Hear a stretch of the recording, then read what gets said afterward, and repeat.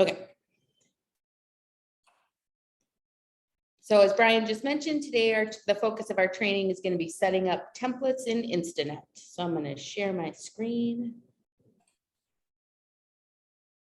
Well, that's just my home email. That's cool. Okay. Okay, so we're going to start from our Instanet, right? So you're starting in MLS, you're going to tools, and you're going to transaction desk.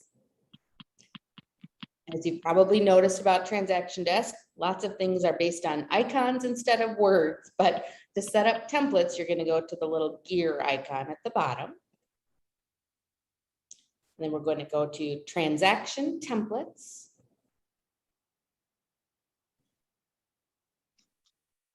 And I'm working off of Parker's Instanet right now, and he's got a couple in here, but we're going to just go ahead and make a new one. So in order to make a new one, we're going to add the filter button over here. Sometimes we've had agents share templates and then the whole team gets them. I don't know. And that happens with transactions as well. If you ever see that and it's annoying, go to the filter thing and just choose mine rather than all. Then that should limit it to what you've actually saved in there. Okay, so we're going to create a transaction template by clicking on the plus sign. Ownership personal, because it's just for you. Let's see, I think I have. Is this telling me somebody else is coming in? Yeah. Zoom user. Okay. So we're going to call this, we're going to do a buyer side. I'm going to call it test buyer side sample just for, so the purpose. Okay. Type, we're going to do a buy side. So we're going to do a residential sale. I'm not going to put a description in there, and then we're going to save. That's pretty easy. So this is going to give you a whole bunch of different categories of fields, which we're going to mostly ignore. We're just going to use the documents and folders and forms, and we're going to start with the forms section. So we're going to do a buyer packet as if you have not written any offers for this buyer before. So we're going to do all the buyer rep and all the purchase agreement stuff all in one template. So the first question you might ask is, how do I know what documents are required? Wherever would I go to look? And of course, the answer that Brian and I will chime in with quickly is this lovely new website that we've created, phtagentresources.com. Click on transactions, and right here you will see a list for each type of transaction of what documents will be required, right? So we're gonna combine buyer rep and offer in one and do that together. So we're going to start in forms, and we're just going to click on the plus sign and we're going to start adding things. I won't actually sit through and click on all of them right now, but I'm going to do buyer rep. Okay, and I'm going to do compensation disclosure, tenant, and I'm going to do,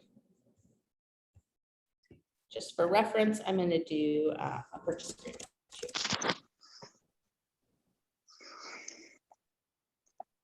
Let's grab that.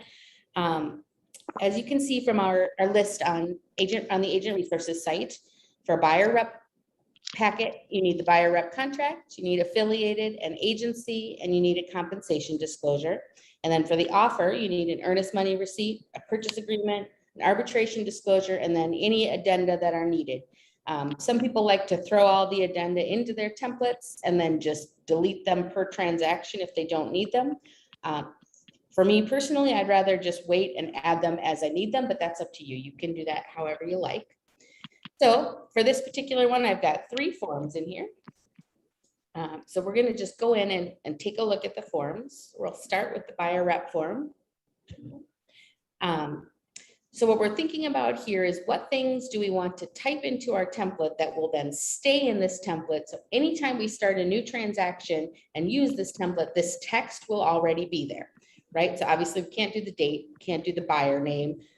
Anything about your identifying information, broker, and that kind of thing will get automatically entered at the time that you start the transaction. So you don't need to do that at this stage. We're going to leave dates blank, but we'll go down to the compensation section because, hey, this is kind of a twofer, because we're going to remember what we have to do to describe compensation in order to get paid. Okay, so buyer agrees to pay broker retainer fee. We're gonna put 0 here because we never do retainer fees. As a reminder, this is not where the $6.95 broker admin fee goes, okay? So retainer fee of 0. Because this is a buy side, can we put in what the buy side commission is gonna be? Probably. We can probably just put in 2.7 there and just assume that most transactions will have that. But just remember, if you're using this template later and it's a transaction where the seller is only offering 2.5, you'll just have to go in and change that manually. Not a big deal. So 2.7 or 0. And then just for kicks, we're just going to go to the end and just remember that this is where we're going to type in buyer shall pay broker a broker admin commission of $6.95. Okay, so there are other things that you could go in and do, but we're not going to do them right now. We're just going to pick a couple of pieces of text for example, and we're going to save that and close out of it. Okay, so we could do that with any forms that we've added in here. So for example, the purchase agreement is a great one to do this on because there are so many different boxes that can be checked that you will usually do the same on every transaction, right?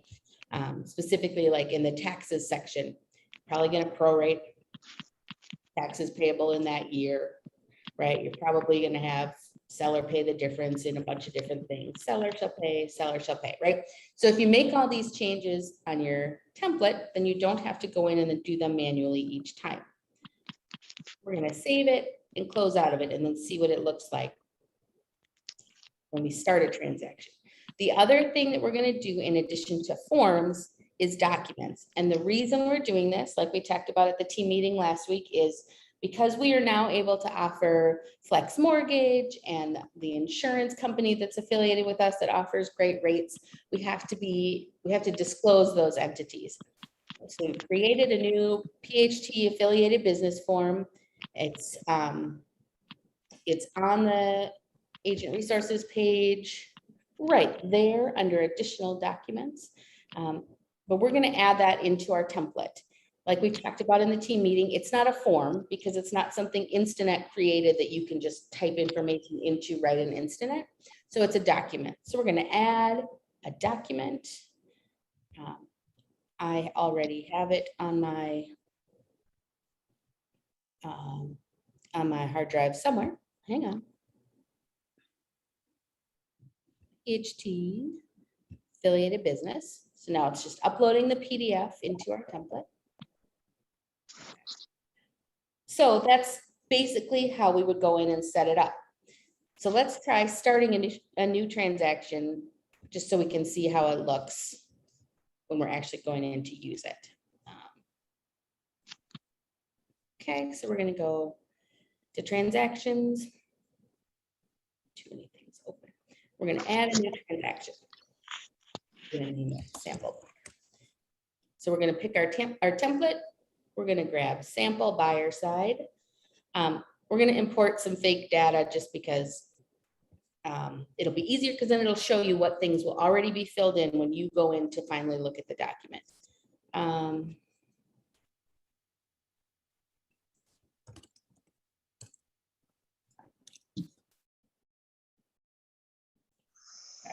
Hang on.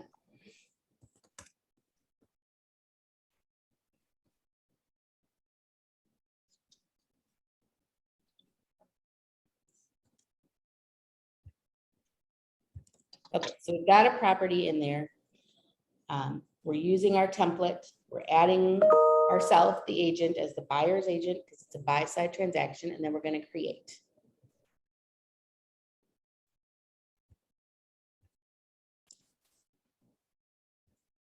Okay, so here are our forms, the way that they've shown up in the transaction.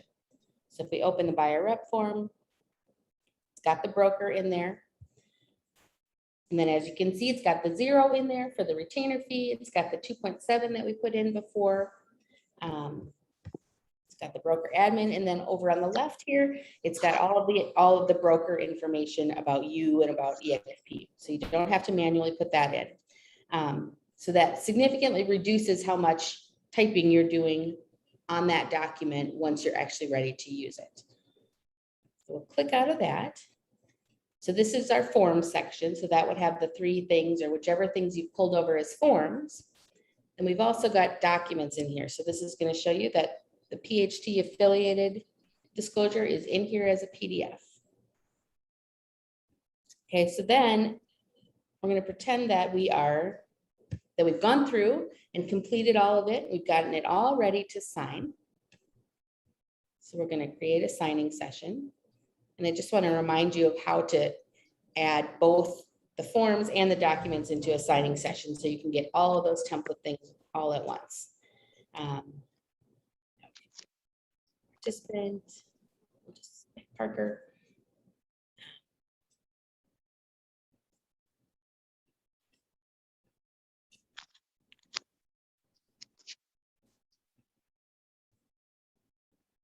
Okay, hang on. My shortcuts are not working. There we go.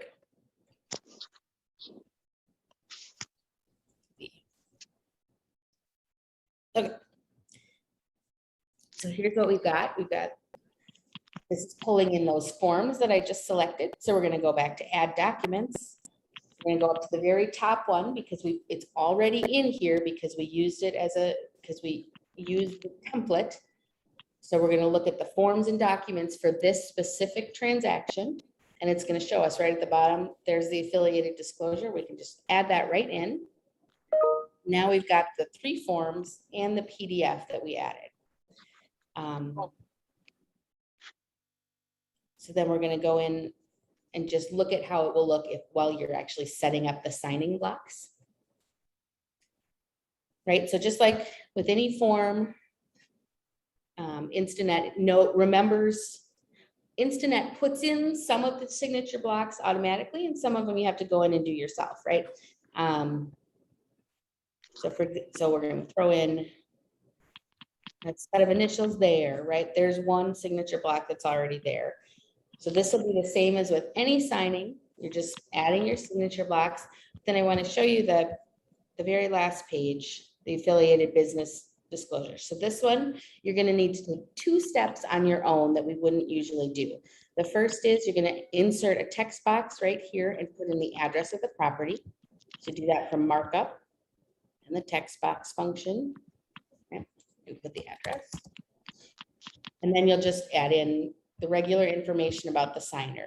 You'll add the date that they're signing, and then down at the bottom, you'll add the signature, right? But as you can see, this is our specific form because it's got this funky blue box. So that is really, share my screen. That's really sort of start to finish the whole process. So raise your hand if you have used that before. So Dustin has. Okay, so I don't know if that seemed difficult or straightforward, but it's really pretty intuitive once you start it. And I use it for all of Parker's listings, all of Steve's listings, and any buyer sides that either of them do. And it really does cut down quite a bit on time. What questions do you guys have?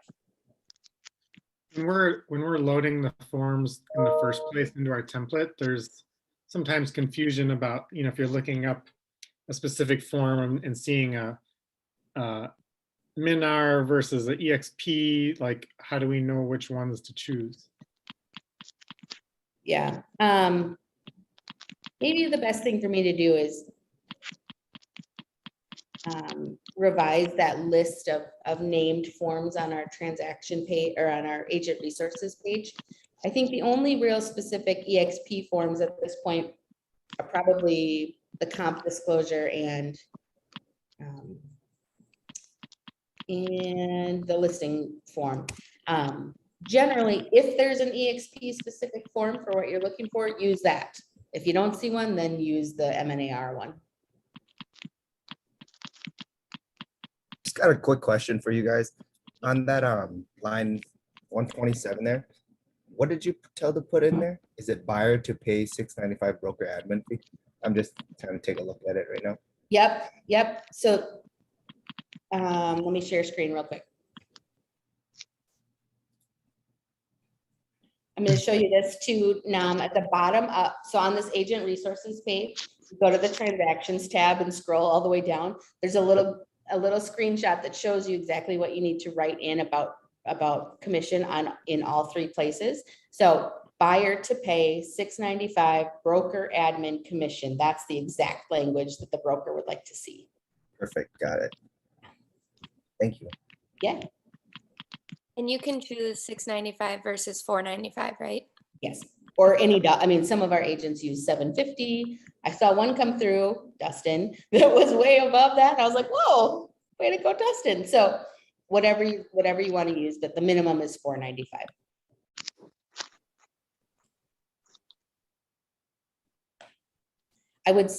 when you're doing this, I would set up one template for buy side stuff and one template for listing side stuff. And that's really all you should need. I wouldn't bother going to all the different iterations of buyer with the townhome association, or I would just do one and then make it the same every time. We should say too that, in August, the board usually revises some of the forms, so some of them will become out of date at that point. What you'll see in your template is they won't replace it with the new one, but they will take out the old one, and they won't let you use the old one in your template. So all of a sudden, where you used to have 5 documents and 5 forms in there, it'll show up as 4. So then you just have to go in and revise your template, add the newest revision of the listing agreement or whatever, and then go from there.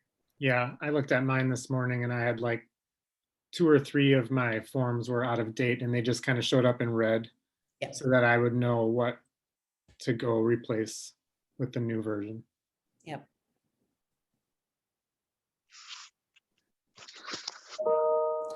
Any other questions on those? Awesome. Any other questions on anything else? We could probably stop recording, huh? Sure.